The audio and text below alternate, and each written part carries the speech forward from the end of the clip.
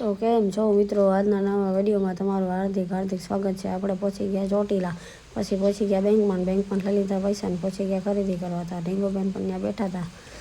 પછી ત્યાંથી નીકળી ગયા ને પહોંચી ગયા સાડીની દુકાને, સાડી લઈ લીધી હતા। ઢીંગોબેન સાડી પસંદ કરતા હતા, ઢગલા ઉપર ચડીને કે કઈ સાડી સારી છે એમ।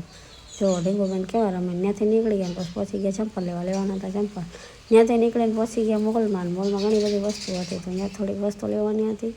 પછી ત્યાંથી નીકળી ગયા ને પહોંચી ગયા બીજા મોલ।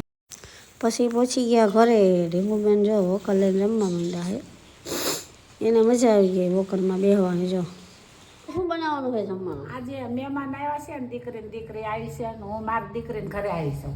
જમવાનું થાળી આવી છે ને, તો અમે આજ ખીર ને રોટલી ને ચણાનું શાક, બટેકાનું શાક, રાયતા મરચા, છાશ આવું બધું સરસ બનાવવાનું છે એમ ને।